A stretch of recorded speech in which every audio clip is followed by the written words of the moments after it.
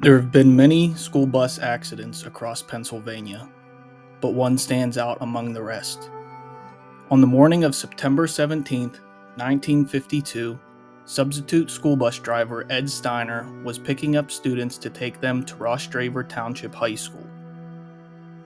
It was a foggy morning, and Steiner was making his way to the railroad tracks of Pittsburgh and Lake Erie Railroad track at Collinsburg Tiny Mining Community near West Newton. Steiner had just stopped in Collinsburg to pick up 10 students. It would have been the next to last stop before heading to the high school. At around 8:10, Steiner pulled up to the railroad crossing and stopped to check for a passing train. As Steiner crossed over the road to the tail end of the school bus holding around 50 students was struck by a freight train. The impact from the freight train tore the school bus completely off of the chassis. It sent students and books across the area. 44 students were injured, including Steiner. Of the 44 injured students, 4 passed away due to their injuries. Those students being 17-year-old Janice Everett, 14-year-old Leola Bradley, 17-year-old Ronald Seka, and 14-year-old Norma Jean Bergman.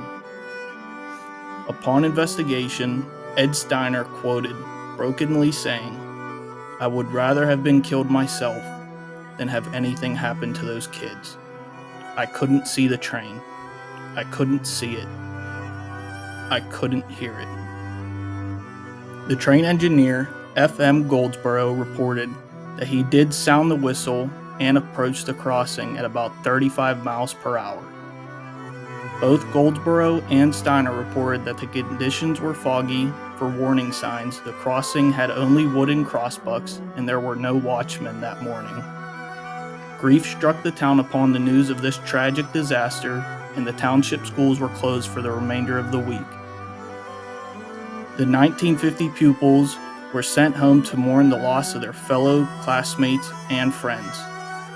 Among the 4 students killed in the accident, one, Norma Jean Bergman, was a prodigy baseball player for the Hagerstown Mollies and following in her father's footsteps playing baseball. She was also a member of her school's band and played the clarinet. This story is dedicated to the families and members of the community who were affected by the events of the tragedy that occurred on the morning of September 17, 1952.